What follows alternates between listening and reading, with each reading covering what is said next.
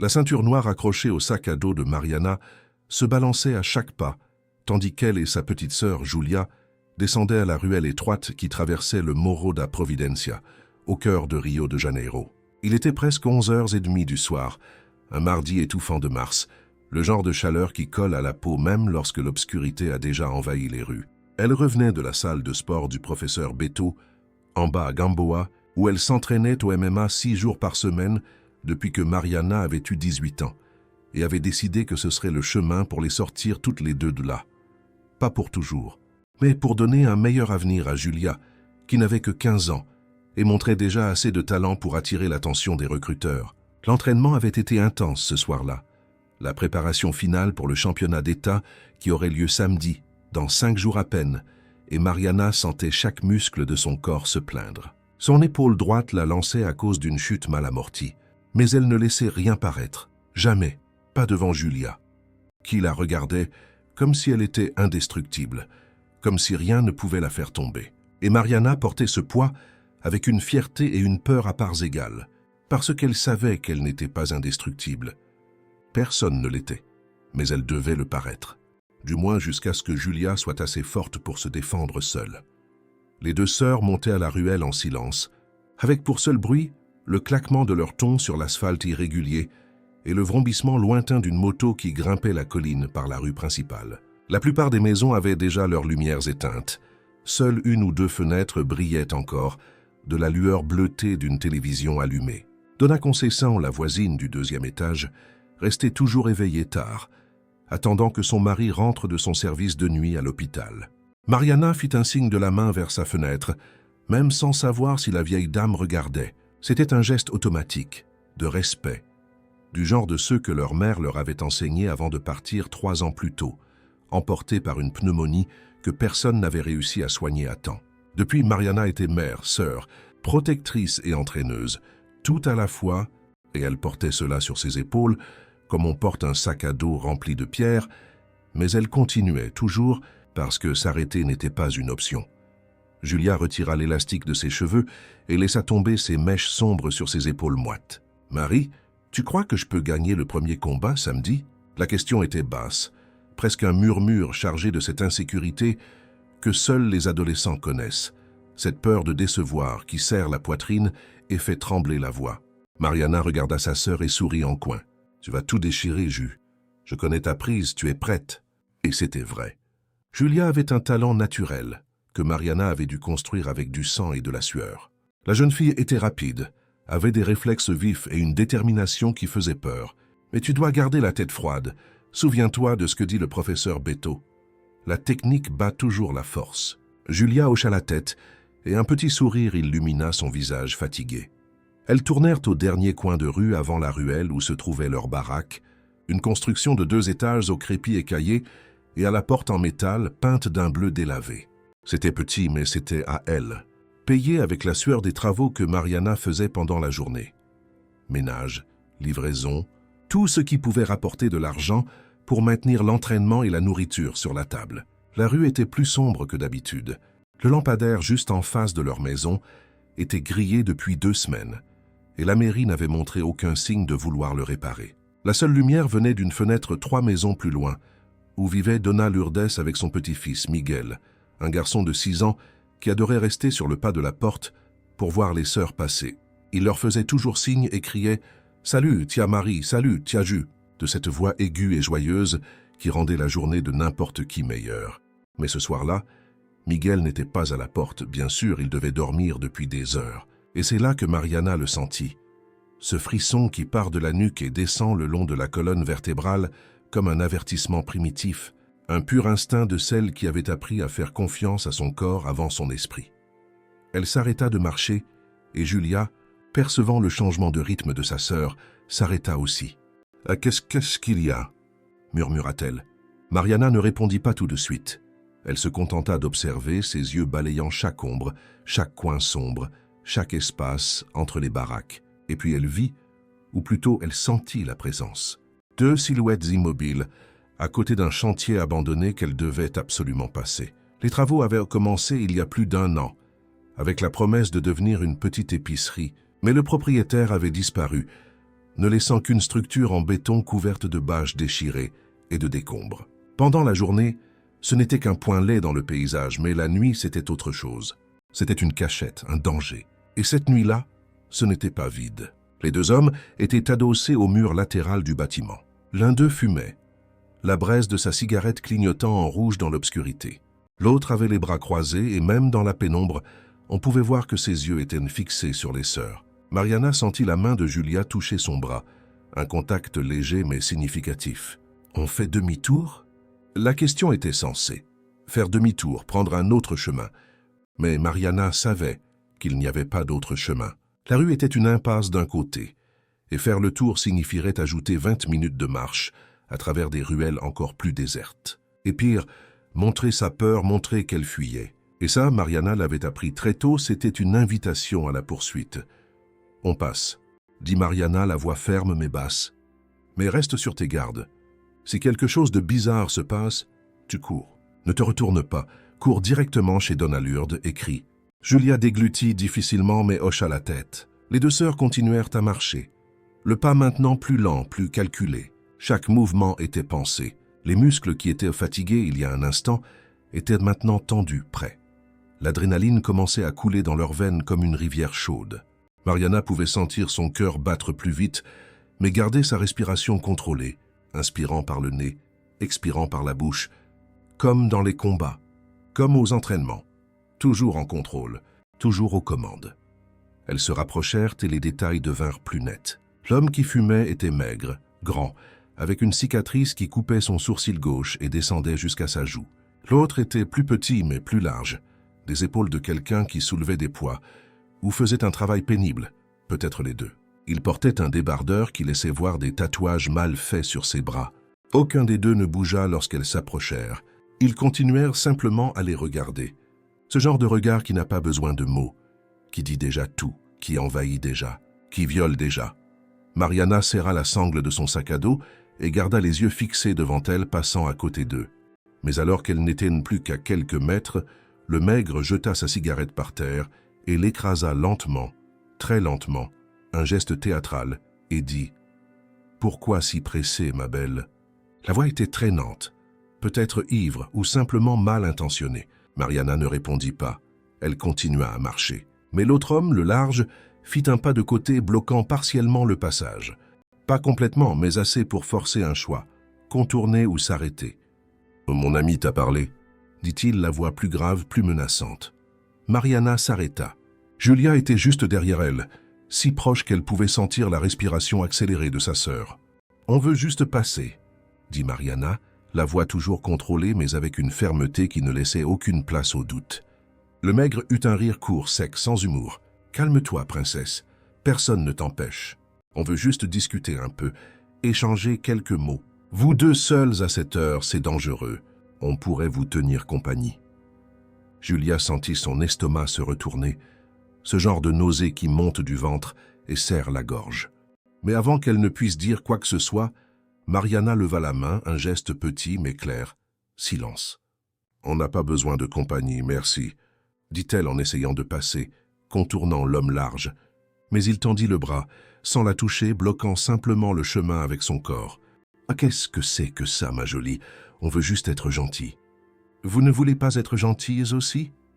L'intention était maintenant claire, cristalline, venimeuse. Mariana sentit la colère monter. Cette colère contrôlée qu'elle utilisait sur l'octogone, qu'elle canalisait dans ses coups, ses projections, ses soumissions.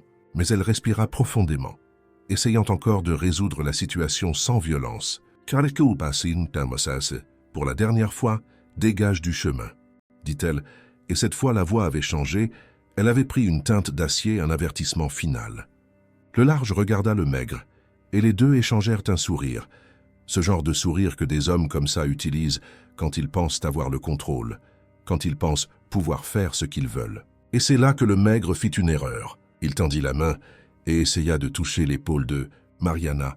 « Viens là, ne fais pas ta difficile. » Mais sa main n'arriva jamais à la toucher, car Mariana fut plus rapide, beaucoup plus rapide. Elle pivota, esquiva le contact et, dans le même mouvement, lui asséna un coup de poing sec dans le nez, direct, précis, avec tout le poids de son corps derrière. Le son fut celui d'un os qui se brise et l'homme chancela en arrière, portant les mains à son visage, le sang commençant déjà à couler entre ses doigts. « Et fille de... » Il ne termina pas sa phrase car Julia, agissant par instinct, par entraînement, par peur transformée en action, asséna un coup de pied sur le côté du genou de l'homme large, qui cria de douleur et tomba sur le côté. Les deux sœurs n'attendirent pas de voir la suite. Elles coururent. Mariana tira Julia par la main et elles détalèrent dans la rue, leur tongs claquant fort sur le sol, le son résonnant sur les murs. Et derrière elles vinrent les cris « Bande de salopes, vous allez le payer, on sait où vous habitez ». Mais elles ne s'arrêtèrent pas, ne regardèrent pas en arrière. Elles coururent jusqu'à la baraque de Dona Lourdes et frappèrent à la porte en métal avec force. « Dona Lourdes, ouvrez, s'il vous plaît ». La lumière s'alluma rapidement et la porte s'ouvrit, révélant la femme d'une 60aine d'années au visage inquiet. « Mon Dieu, les filles, qu'est-ce qui s'est passé ?» Mais avant qu'elles ne puissent expliquer, elles entendirent des pas lourds dans la rue. Ils arrivaient. Mariana regarda Julia et vit la peur dans les yeux de sa sœur, mais elle vit aussi autre chose, de la détermination, la même qu'elle portait en elle. « On ne va plus courir », dit Mariana. Et à ce moment-là, elle sut que le combat ne faisait que commencer, et que ce qui allait suivre changerait tout. Dona Lourdes ferma la porte dès que les filles furent entrées et la verrouilla avec le vieux loquet qui grinçait toujours. Miguel était assis sur le canapé, les yeux écarquillés, effrayé par les cris dehors mais sans comprendre complètement ce qui se passait. « Tiens, Marie, pourquoi ces hommes sont en colère ?»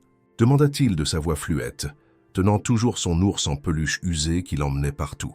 Mariana s'agenouilla devant lui et posa les mains sur les petites épaules du garçon. « Ce n'est rien, Miguelzinho, juste des hommes désagréables, mais c'est passé, tu peux retourner dormir. » mentit-elle avec un sourire qui n'atteignit pas ses yeux.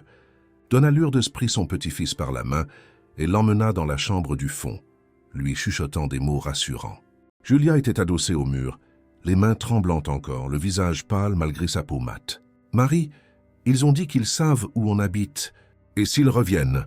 Mariana n'eut pas le temps de répondre, car à ce moment-là, ils entendirent une voix rauque de l'extérieur. « On reviendra, bande de salopes. Vous pouvez attendre, ça ne va pas en rester là. » C'était l'homme large, la voix étranglée par la rage et la douleur. Dona Lourdes revint de la cuisine avec un verre d'eau et un chiffon humide. « Bois ça, ma fille, tu es blanche comme un linge. » y dit-elle à Julia, qui accepta le verre avec des mains tremblantes. Mariana alla à la fenêtre et jeta un coup d'œil à travers la fente du rideau. Dehors, les deux hommes se tenaient au milieu de la rue, le maigre toujours les mains sur le nez, des taches sombres de sang sur son t-shirt, l'autre boitant visiblement. Ils regardaient les baraques environnantes comme s'ils cherchaient laquelle était celle des sœurs. Mais l'obscurité jouait en leur faveur. Après quelques minutes d'insultes et de menaces, les deux hommes s'éloignèrent enfin, descendant la colline à pas lourds qui résonnait dans la nuit. Mariana attendit que le son disparaisse complètement avant de s'éloigner de la fenêtre. « Dona Lourdes, on doit partir, je ne veux pas vous causer de problème. »« Ah, dit-elle. » Mais la vieille dame secoua fermement la tête. « Vous n'irez nulle part à cette heure de la nuit. Vous dormez ici et demain, on verra ce qu'on fait.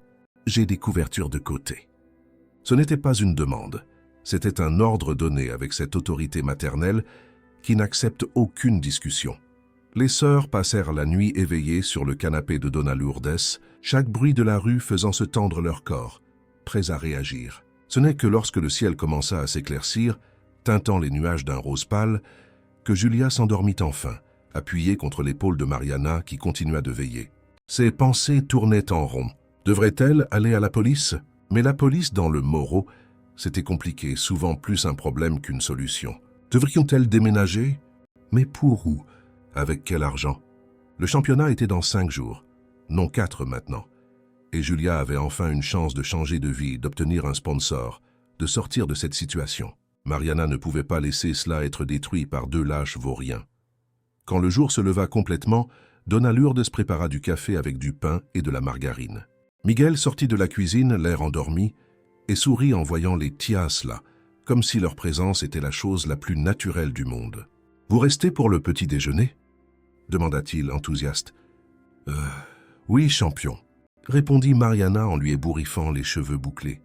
Après le petit déjeuner, les deux retournèrent à leur propre baraque. La porte bleue était intacte, aucun signe d'effraction.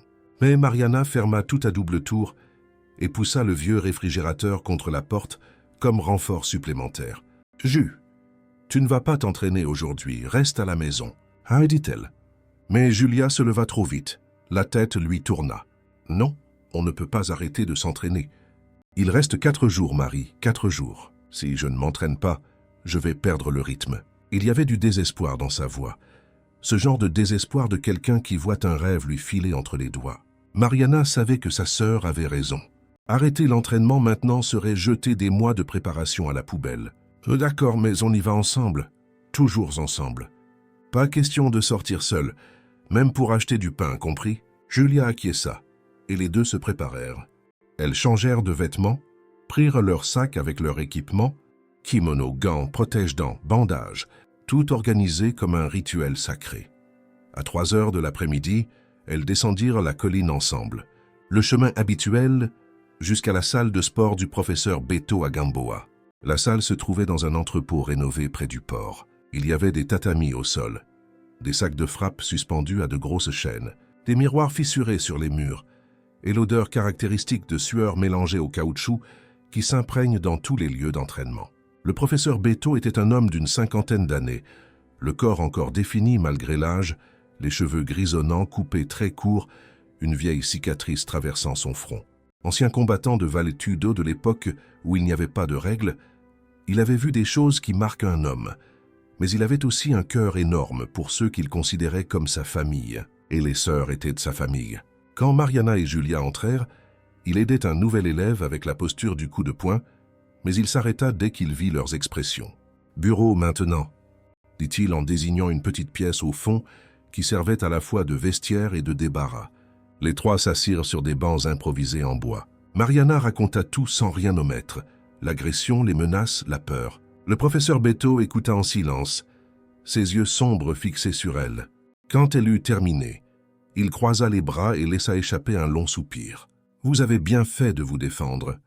Mais maintenant, nous avons un problème. Ces types vont garder rancune. Ils voudront leur revanche. Un homme comme ça n'accepte pas de se faire battre par une femme. Leur tête ne fonctionne pas bien. » Il se leva et fit les 100 pas dans la petite pièce, réfléchissant. « Vous ne pouvez pas aller à la police ?» demanda Julia avec espoir dans la voix. « On peut, mais ça donnera quoi?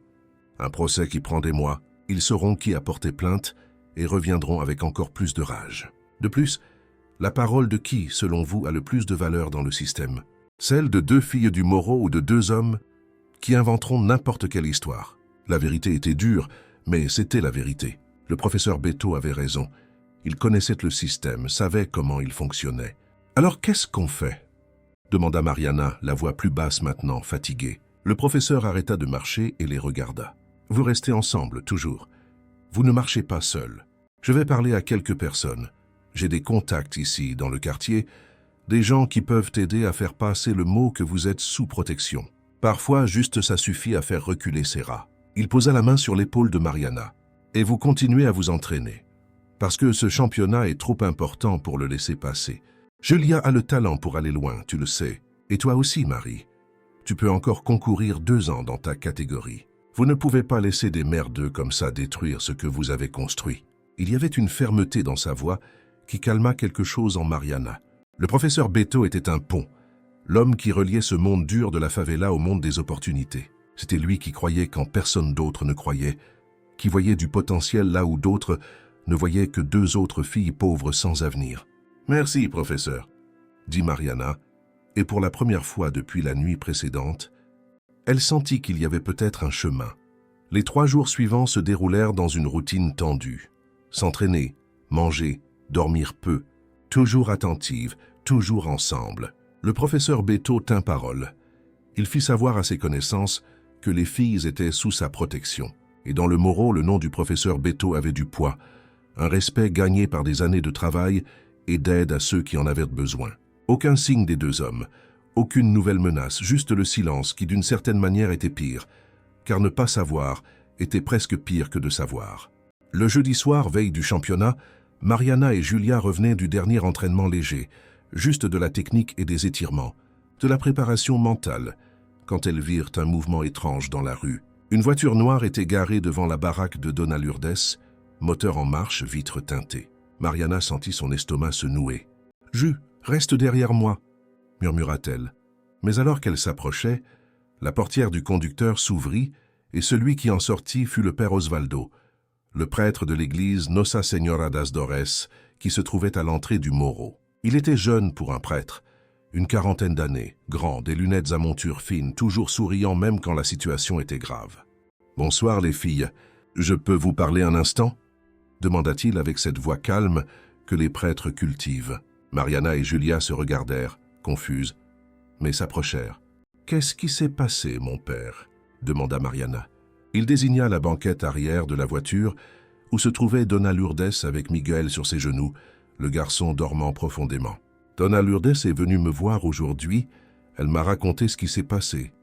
Je suis ici pour aider. » Il leur fit signe d'entrer dans la voiture. « Allons discuter dans un endroit plus tranquille. » Ils allèrent jusqu'à l'église, qui à cette heure était vide et silencieuse.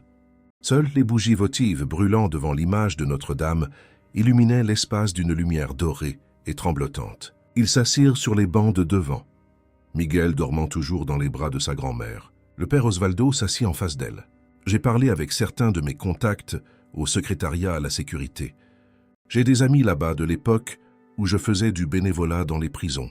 J'ai obtenu quelques informations sur les hommes qui vous ont attaqué. » Il sortit un papier de sa poche. L'un d'eux a un casier judiciaire.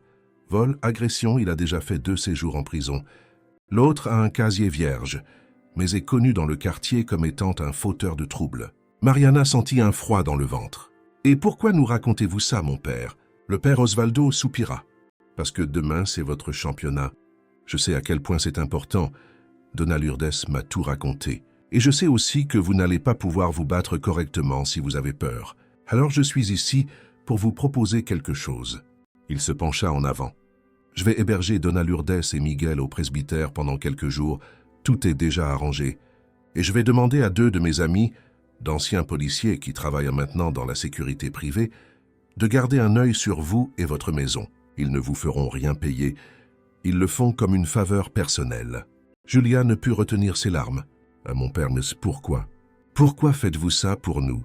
Il sourit, ce sourire sincère qui illumine tout le visage. « Parce que vous méritez d'avoir la chance de vous battre sans peur. Parce que je vous ai vu grandir ici, je sais à quel point vous travaillez dur. Et parce que je crois que Dieu met des gens sur notre chemin pour nous aider au bon moment.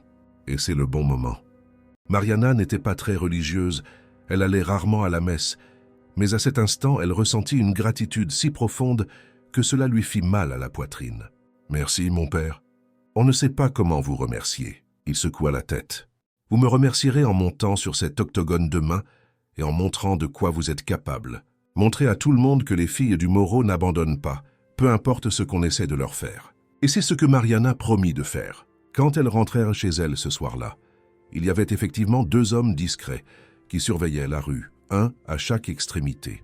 Le père Osvaldo avait tenu parole. Pour la première fois depuis des jours, les sœurs dormirent vraiment, d'un sommeil lourd et nécessaire. Et quand elles se réveillèrent le vendredi matin, le jour du championnat, la peur avait été remplacée par quelque chose de plus fort, une détermination de fer et de feu dans le sang. Le gymnase du club municipal était bondé quand Mariana et Julia arrivèrent à 2 heures de l'après-midi ce samedi. L'air était lourd de l'odeur de sueur et d'attente. Les gradins étaient remplis de familles, d'entraîneurs, de combattants et de curieux. L'énergie vibrait sur les murs comme de l'électricité statique. Le professeur Beto était déjà là, organisant les derniers détails de l'inscription. Vérifiant le poids des filles, les papiers, tout devait être parfait. Julia serait le 3e combat de la journée, dans la catégorie junior féminine jusqu'à 52 kilos. Mariana se battrait plus tard, dans la catégorie adulte jusqu'à 61 kilos. Toutes 2 avaient des adversaires redoutables, des filles qui s'entraînaient dans de grandes académies avec des infrastructures et des sponsors. Mais le professeur Beto disait toujours que le cœur valait plus que du matériel coûteux, et les 2 en avaient à revendre. Dans les vestiaires, pendant que Julia s'échauffait, faisant des sauts écartés et du shadowboxing devant le miroir taché, Mariana bandait ses propres mains avec une précision chirurgicale. Chaque tour de tissu devait être serré, mais pas trop, devait protéger les os sans couper la circulation. C'était un rituel méditatif, un moment de connexion avec elle-même avant la guerre. « Marie, tu crois qu'ils vont venir ici ?» demanda soudain Julia, s'arrêtant au milieu d'un couple imaginaire. Mariana n'eut pas besoin de demander qui était « il ». Je ne sais pas, Jus. Mais s'ils viennent, il y a de la sécurité ici. Il y a des gens de notre côté. On a juste besoin de se concentrer sur le combat, sur ce qu'on est venu faire. On laisse le reste pour après. C'était plus facile à dire qu'à faire. Mariana le savait. Mais c'était tout ce qu'elles avaient, la concentration ou la peur. Et la peur ne gagnait pas les combats. À 3 heures, les premiers combats commencèrent. Le son des gants frappant la chair résonnait dans le gymnase, mêlé aux cris d'encouragement et aux instructions des entraîneurs. Mariana regardait tout depuis le bord de l'octogone, analysant les styles, repérant les schémas. Quand vint le tour de Julia à 4h15, la jeune fille était si tendue que ses épaules semblaient être de pierre. Le professeur Beto posa les mains sur son visage, la forçant à le regarder dans les yeux. « Respire, championne. Tu t'es entraînée pour ça. Ton corps sait quoi faire. Laisse ton esprit en paix et batte-toi. » Julia hocha la tête, mit son protège-dents et monta sur l'octogone. Son adversaire était une fille blonde d'une salle de sport de la zone sud, les bras définis, le regard confiant. Il y avait une nette différence de structure physique. L'autre fille était mieux nourrie, plus forte. Mais Julia avait la vitesse. Quand le combat commença, ce fut un choc des styles. La blonde avançait avec force, essayant de dominer par la pression. Julia reculait, esquivait, contre-attaquait avec précision. 1, 2, 3 minutes du premier round passèrent rapidement. Julia retourna dans son coin en sueur, respirant fort. Le professeur Beto lui donna de l'eau, lui essuya le visage avec une serviette froide. « Tu gagnes au point, mais tu dois finaliser. Au prochain round, tu cherches la projection, tu l'amènes au sol et tu finalises. Tes genoux sont meilleurs que les siens. Fais-moi confiance. » Julia acquiesça, retourna au centre. Le deuxième round fut différent. Elle changea de stratégie, feinta un coup de poing haut, la blonde leva sa garde et Julia plongea, attrapa sa jambe, la fit tomber. La projection fut parfaite. Une technique de manuel. Et au sol, Julia était encore meilleure. Elle passa dans le dos de son adversaire en 3 mouvements, appliqua un étranglement arrière qui serra lentement, mais fermement. La blonde essaya de résister, de respirer, mais le bras de Julia était parfaitement positionné, coupant le flux sanguin vers le cerveau, pas l'air. C'était une soumission technique, propre. 10 secondes plus tard, la blonde tapa 3 fois sur le tapis, signe d'abandon. Le combat était terminé. Julia avait gagné par soumission au deuxième round. Le gymnase explosa de cris. Le professeur Beto sauta sur l'octogone et serra dans ses bras la jeune fille qui pleurait d'émotion et de soulagement. Mariana criait si fort depuis les gradins que sa gorge lui faisait mal, mais peu importait. Julia l'avait fait. Elle avait montré qu'elle avait sa place ici, qu'elle méritait d'être là.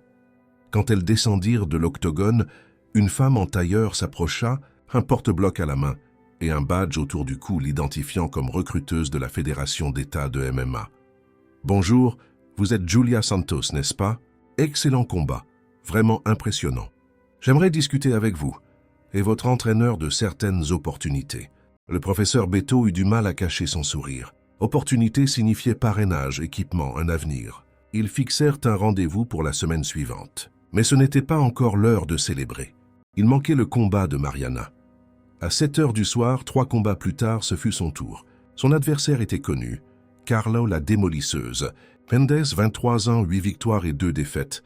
Spécialiste du striking, une knockouteuse. Elle avait des mains lourdes et un historique de finition violente au premier round. Mais Mariana n'avait pas peur. Elle avait du respect, ce qui était différent. Quand elles montèrent sur l'octogone, Carla la fixa avec un sourire en coin, essayant de l'intimider. Mais Mariana lui rendit son regard sans ciller, sans reculer. L'arbitre expliqua les règles, leur demanda de se saluer. Elles se touchèrent les gants et retournèrent dans leur coin. La cloche sonna. Le combat commença. Carla fonça comme un bulldozer, avançant avec de lourdes combinaisons. Jab direct, crochet direct à nouveau. Mariana bloquait, esquivait, dansait sur les côtés. Elle n'essayait pas d'échanger coup pour coup car elle savait qu'elle perdrait en termes de puissance. Sa stratégie était autre. Fatiguer son adversaire, la frustrer, contre-attaquer au bon moment. 1 minute de combat, 2. Carla commençait à respirer plus lourdement, forçant trop ses coups. Mariana vit l'ouverture. Quand Carla lança un direct trop large, elle esquiva vers l'intérieur et asséna une séquence rapide au foie, 3 coups de poing courts qui coupèrent le souffle de son adversaire. Carla recula, essayant de récupérer, mais Mariana ne lui laissa aucun espace. Elle pressa, donna un coup de pied dans sa jambe d'appui, la déséquilibra, tenta une projection.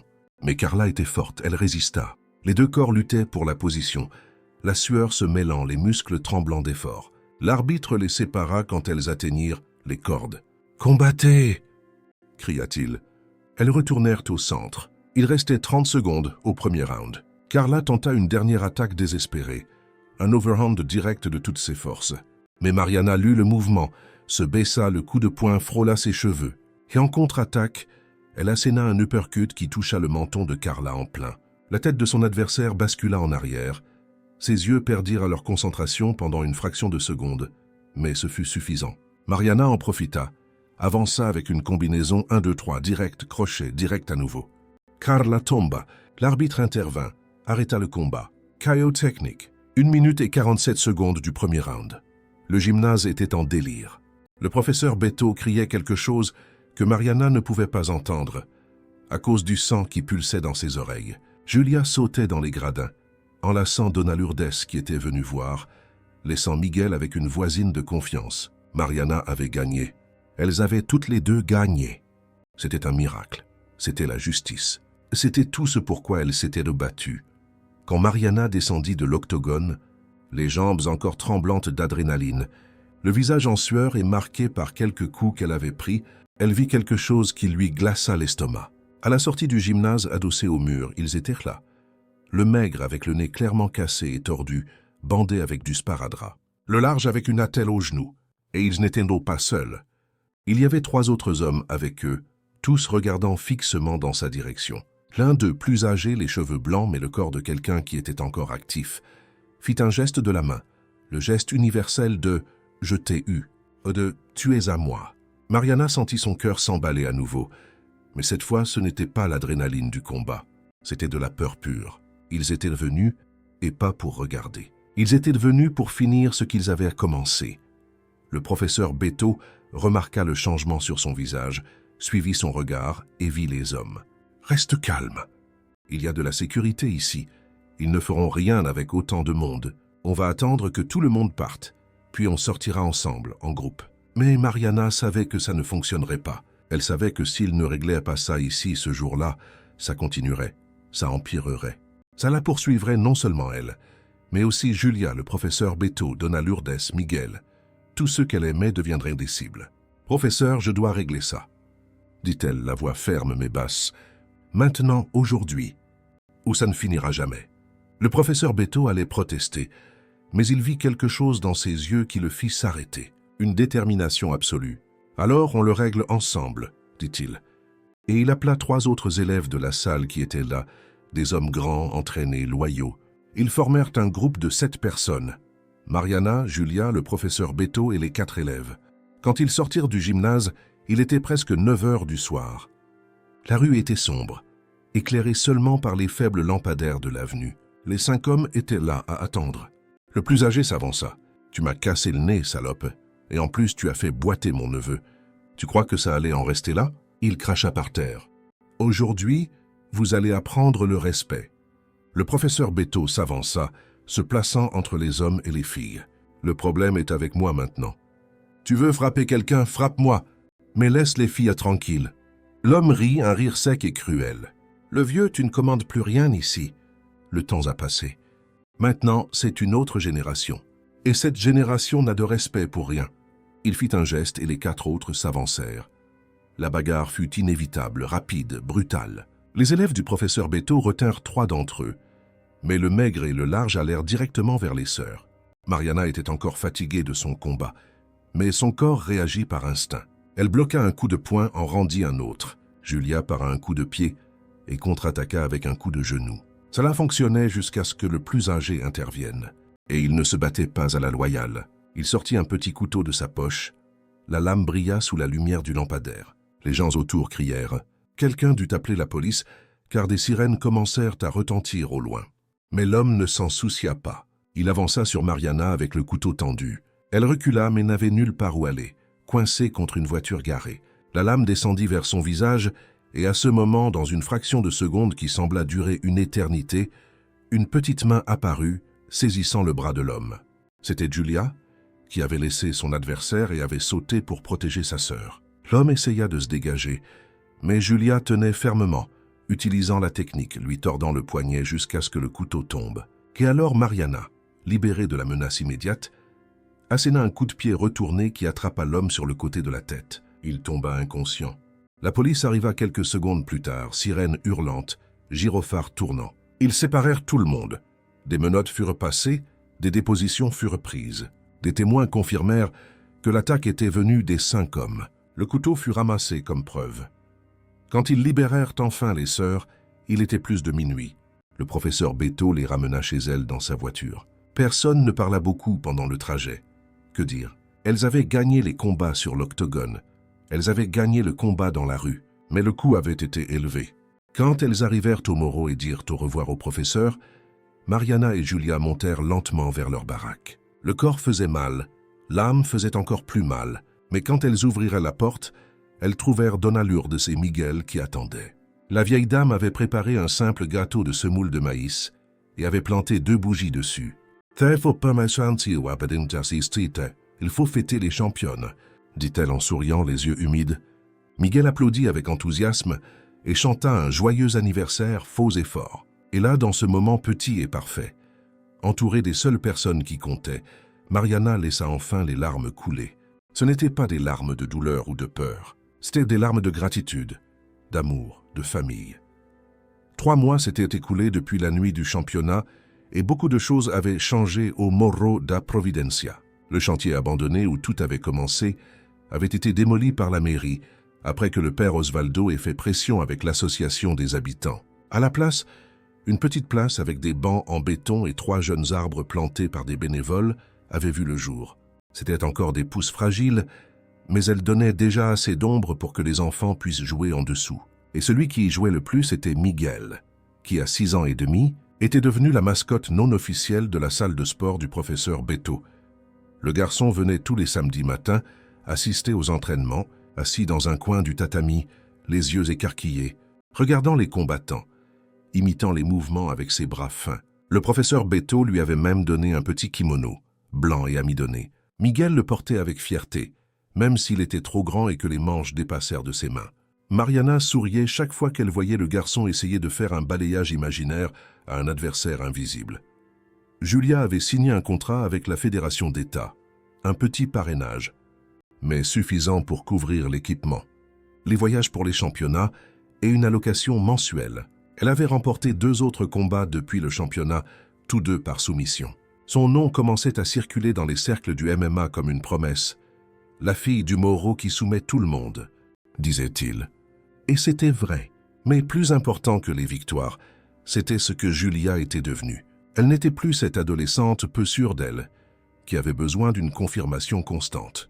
Maintenant, elle marchait la tête haute, les épaules en arrière, le regard ferme. Elle avait trouvé non seulement une force physique, mais une force intérieure, la conviction qu'elle pouvait affronter n'importe quoi et s'en sortir.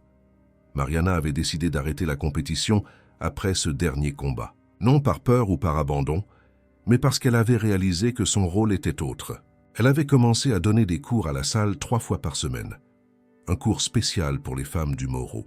Beaucoup d'entre elles étaient des mères, des travailleuses, des femmes qui n'avaient jamais mis les pieds sur un tatami, mais qui voulaient apprendre à se défendre, voulaient sentir qu'elles avaient le contrôle de leur propre corps, de leur propre sécurité. Le cours avait commencé avec 5 élèves. Elles étaient maintenant 23, de 15 à 60 ans.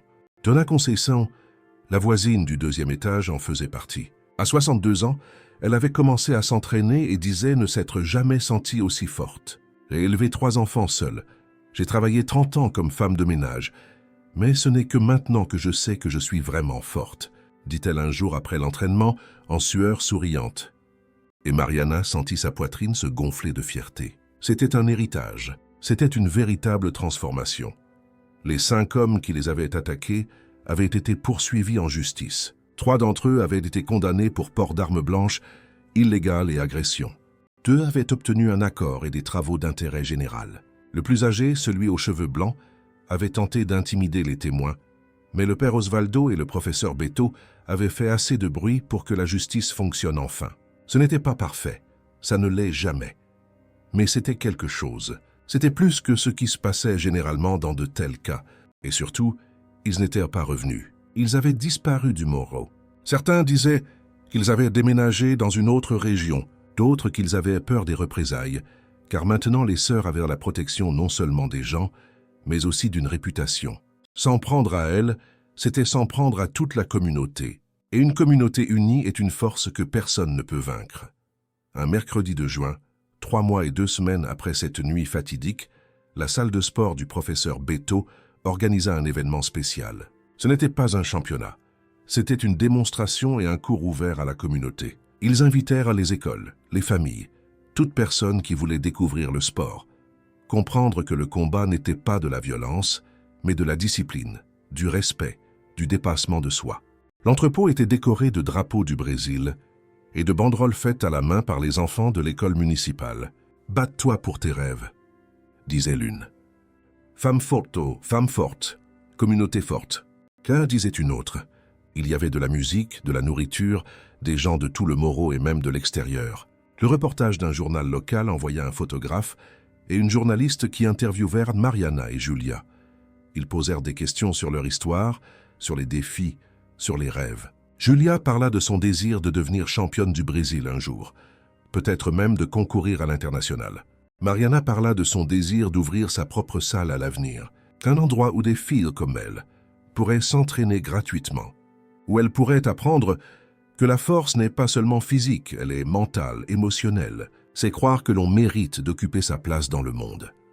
Quand le reportage fut publié le dimanche suivant, il occupait une page entière avec une grande photo des deux sur le tatami, les bras sur les épaules l'une de l'autre souriantes. Le titre était « Sœurs du Moro, de la survie à l'octogone ». Le texte racontait leur histoire sans sensationnalisme, avec respect. Il montrait la dure réalité mais aussi l'espoir, la transformation. Le père Osvaldo acheta 10 exemplaires du journal et les distribua à l'église. Donna Lourdes en encadra un et l'accrocha dans son salon, à côté de la photo de diplôme de son fils, décédé des années plus tôt dans un accident de travail. Miguel découpa la photo de ses tias et l'emmena à l'école, disant à tout le monde que quand il serait grand, il serait un combattant comme elle.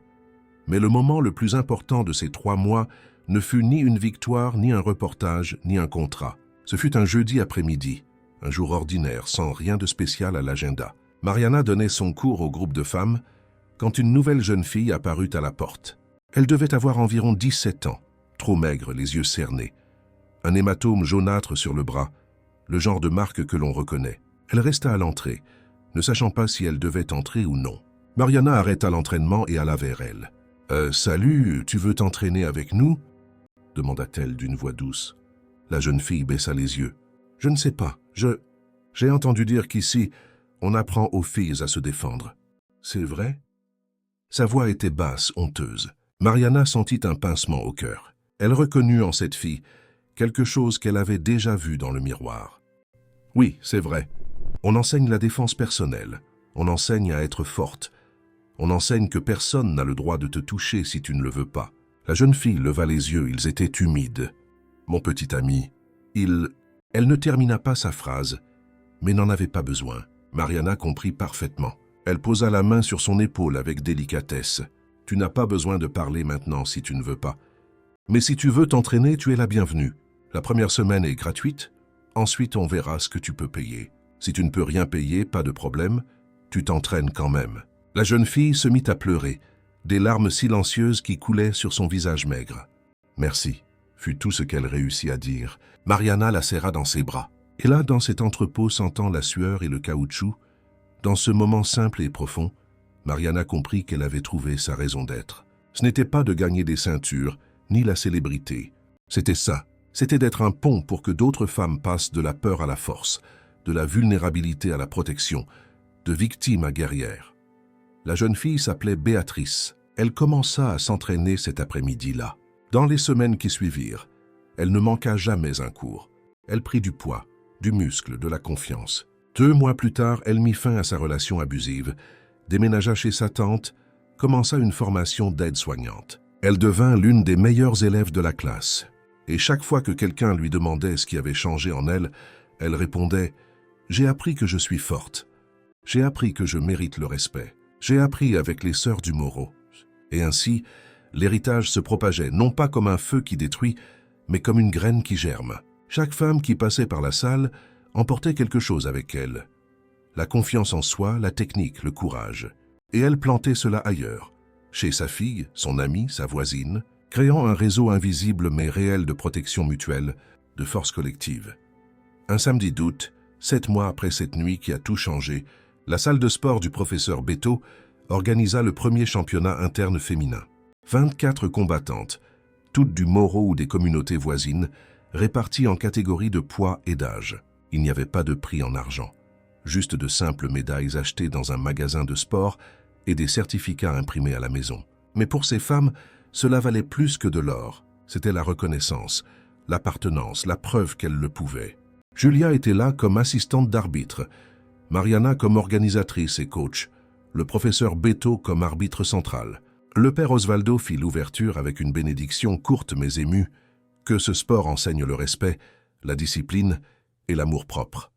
Que chacune d'entre vous trouve ici non seulement la force de se battre, mais la force de vivre avec dignité. Donna Lourdes était dans les gradins improvisés avec Miguel sur ses genoux, le garçon ayant maintenant 7 ans, fraîchement fêté, applaudissant à chaque combat, criant des encouragements qui faisaient rire tout le monde. « Vas-y, Tia, vas-y, championne. » C'est ça.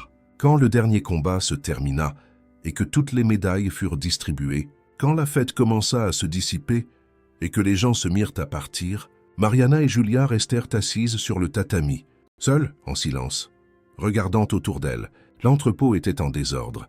Il y avait des bouteilles d'eau vides éparpillées, des serviettes oubliées, des banderoles encore accrochées au mur. Mais pour elle, c'était le plus bel endroit du monde. « On a réussi, hein, Marie ?» dit Julia, la voix basse mais pleine d'émotion. « Réussi quoi ?»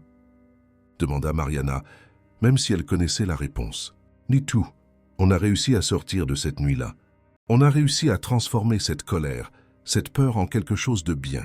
On n'a pas laissé ces hommes définir qui nous sommes. On a choisi qui nous voulions être. » Mariana passa son bras autour des épaules de sa sœur et la serra contre elle. « On a toujours été forte, Ju. Cette nuit a juste montré ce qui était déjà à l'intérieur. Mais tu as raison.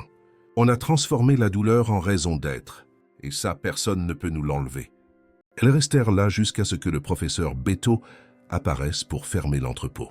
Il les regarda et sourit, ce sourire de père fier. « Vous savez que vous avez changé beaucoup de choses par ici, n'est-ce pas? Il y a des filles qui maintenant marchent à la tête haute parce qu'elles vous ont vu vous battre. Il y a des mères qui n'acceptent plus les insultes parce qu'elles ont appris à se défendre. C'est ça, un véritable héritage. C'est ça qui reste. Et c'était vrai. L'héritage était là, pas dans les trophées ou les reportages, mais dans les vies transformées, les histoires réécrites, les chaînes brisées. Quand elles sortirent de la salle ce soir-là, marchant dans les mêmes rues qui inspiraient autrefois la peur, Mariana et Julia ne regardaient pas les ombres en cherchant le danger. Elles regardaient les lumières des fenêtres, les gens sur les pas de porte, la vie qui pulsait autour d'elles, et elles savaient qu'elles avaient conquis plus que des victoires. Elles avaient conquis la paix, elles avaient conquis une communauté, elles avaient conquis un avenir. Miguel courait devant elles en faisant des bruits de chaos. « Papa, chaos !» et riait de ce rire d'enfant qui est de la pure joie. Donna Lourdes suivait juste derrière, discutant avec le père Osvaldo de l'organisation de cours de défense personnelle, également à l'église pour les dames du groupe du 3e âge. Le professeur Beto fermait l'entrepôt en sifflant une vieille chanson. Et là, dans ce moment ordinaire d'une nuit ordinaire, il y avait tout ce qui comptait. Une famille choisie, une raison d'être trouvée, une force partagée, un amour multiplié. Les 2 sœurs qui, 3 mois auparavant, se battaient juste pour survivre, se battaient maintenant pour transformer. Et c'était la plus grande victoire de toutes, pas celle qui vient de renverser un adversaire, mais celle qui vient de relever celui qui est tombé. Pas celle qui vient de la force brute, mais celle qui vient du courage d'être vulnérable et de continuer malgré tout, d'être blessé et de guérir malgré tout, d'avoir peur et de se battre malgré tout. Et quand elles arrivèrent à la maison ce soir-là, avant de s'endormir, Julia demanda « Marie, tu as peur qu'ils reviennent un jour ?» Et Mariana, sans hésiter, répondit « Non, parce que maintenant on n'est plus seul, on ne sera plus jamais seul. Et ça, c'est plus fort que n'importe quelle menace. » Et c'était la vérité la plus pure qu'elle ait jamais dite, parce qu'elle avait enfin compris que la force, ce n'est pas de ne pas avoir peur, c'est d'avoir peur et de choisir l'amour malgré tout. C'est d'être attaqué et de choisir de ne pas devenir un agresseur. C'est de souffrir et de choisir de ne pas faire souffrir les autres. C'est de vaincre non par la violence, mais par la transformation. Et cette leçon, apprise avec du sang et de la sueur dans ces rues du Morro da Providencia, était ce qu'elle porterait en elle pour toujours et transmettrait à chaque fille qui franchirait la porte de cette salle, cherchant non seulement à apprendre à se battre, mais à apprendre à vivre sans peur, avec dignité, avec une force qui vient de l'intérieur et se multiplie lorsqu'elle est partagée. Telle était l'histoire des sœurs du Morro, Mariana et Julia, qui ont transformé une nuit de terreur en le début d'une révolution silencieuse mais puissante. Une révolution de femmes qui refusent d'être des victimes, qui choisissent d'être des guerrières. Non pas de guerre, mais de paix. Non pas de haine, mais d'amour. Non pas de destruction, mais de construction d'un monde où aucune fille n'aura besoin d'avoir peur de rentrer chez elle le soir, où aucune femme n'aura besoin de baisser la tête, où la force sera synonyme de protection et non d'oppression. Et ce monde, elles étaient en train de le construire, un entraînement à la fois, une élève à la fois, une vie transformée à la fois. Et ça, c'était un héritage qui traverse les générations. C'était une victoire qu'aucun chaos, aucune ceinture, aucune médaille ne pourrait jamais surpasser. Parce que c'était la victoire de l'humanité sur la brutalité, de l'amour sur la haine, de la lumière sur l'obscurité. Et quand l'histoire des sœurs du Morro da Providencia sera racontée des années plus tard, on ne se souviendra pas de la violence qu'elles ont subie, mais de la transformation qu'elles ont provoquée, de l'exemple qu'elles ont donné. Du courage non seulement de survivre, mais de faire en sorte que la survie en vaille la peine, de faire en sorte que la douleur est un but, de faire en sorte que chaque larme versée arrose la graine d'un avenir meilleur. Et cet avenir, elle pouvait le voir dans les yeux de chaque fille qui entrait dans cette salle, dans le sourire de Miguel, imitant des coups, dans la confiance de Dona Lourdes, marchant seule la nuit sans peur, dans la détermination de Béatrice reconstruisant sa propre vie, dans chaque petite victoire qui, ensemble, formait une révolution. Et ainsi, en cette nuit tranquille d'août, 7 mois après que tout a commencé, les sœurs dormirent en paix. Non pas parce que les dangers du monde avaient disparu, mais parce qu'elles savaient qu'elles avaient en elles et autour d'elles assez de force pour affronter tout ce qui viendrait. Ensemble, toujours ensemble. Parce qu'elles avaient appris que la famille, ce n'est pas seulement ceux qui partagent le même sang. C'est ceux qui partagent le même combat, la même victoire, la même vie. Et cette famille était maintenant grande, forte, indestructible. C'était un héritage qui resterait à jamais gravé non pas dans la pierre, mais dans des cœurs transformés, des vies sauvées, des avenirs construits. Et ça, c'était le vrai sens de la victoire, fin de l'histoire. Et si vous êtes arrivés jusqu'ici, laissez un like et abonnez-vous à la chaîne, parce que cette histoire est celle de nous toutes qui avons déjà eu peur, mais qui avons choisi le courage, qui avons été renversés, mais qui avons choisi de nous relever, qui avons saigné, mais qui avons choisi de guérir. Commentez en disant de quelle ville vous êtes et quelle partie de cette histoire vous a le plus touché. Parce que des histoires comme ça ont besoin d'être racontées, d'être partagées, d'être vécues.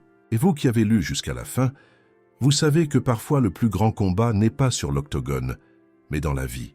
Et la plus grande victoire n'est pas de vaincre un adversaire, mais de transformer la douleur en raison d'être et la peur en amour.